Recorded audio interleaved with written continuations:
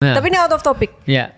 Aku merasa dunia ini nggak adil dalam artian dulu zaman dulunya Nabi itu kayak diturunkan nabi-nabi banyak kan, which is kayak kita dengan mata bisa ngelihat gitu loh. Sekarang kenapa nggak ada nabi yang diturunkan sama sekali? Bagus Jadi banget. kayak kita Bagus jadi banget. susah untuk percaya. Kita cuman berdasarkan kayak cerita zaman dulu, which is kita nggak tahu kebenarannya. Kenapa berhenti di Nabi Iya, Muhammad kenapa tapi sampai berhenti? zaman sekarang kita masih lahir. Benar, padahal Tuhan kan harusnya tahu dengan pola-pola diturunkan nabi semua jadi lebih bisa percaya, lebih bisa ngelihat gitu. Bagus banget, bagus banget. Aku tanya yang lain dulu kalau gitu. Lu tahu Nabi Nuh berdakwah berapa tahun?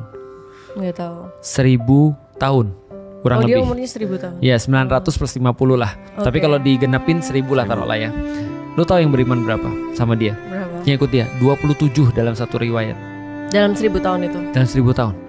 Berarti 27 misalnya taruhlah 90 dalam riwayat yang lainnya. Tapi 27 atau 90 berarti setahun dia dapat berapa tuh? Nah, di masa nabi-nabi manapun pengikutnya tuh selalu lebih sedikit daripada orang yang menentang. Artinya, pernah ada yang bilang sama aku, "Ustadz, dengan cara yang lain dia ngomongnya, Ustadz, kenapa ya kita nggak di zaman Rasulullah aja? Kenapa? Karena di zaman Rasulullah enak, kita tuh ada Rasul yang kita tanyain, ada Rasul yang kita terus kemudian temenin dan segala macam. Lalu terus kemudian aku bilang gini, masalahnya adalah di zaman Rasulullah itu bukan hanya ada para sahabat, tapi ada juga orang-orang yang menentang beliau, yang justru menyakiti beliau. Dan kalau dari segi persentase nih, gitu kan ya. Kemungkinan kita menjadi pengikut Rasulullah itu jauh lebih sedikit dibanding kemungkinan kita menjadi orang yang pengen Justru, menyakiti Rasulullah. Betul. Karena asumsi lo kalau ada nabi sekarang dia Lebih langsung mudah. auto terlegitimasi. Enggak juga ternyata. Enggak, sama aja turunnya mungkin semua orang lihatnya kayak manusia biasa gitu. Iya, jadi artinya lu bisa tahu dari pola sejarah ini bahwasanya adanya nabi tidak membantu orang untuk lebih beriman. Berarti tujuannya dulu didatangkan nabi untuk Nabi adalah pembawa berita. Dia ngasih tahu, ada hari akhir loh.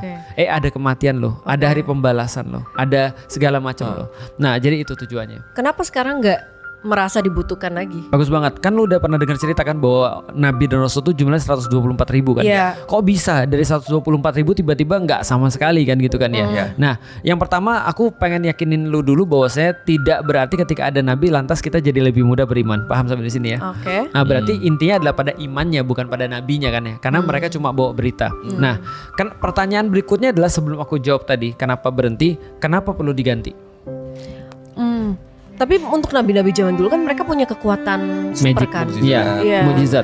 Nah kalau misalnya sekarang tiba-tiba ada yang punya kekuatan super, kita pasti kayak Kayak jin ya?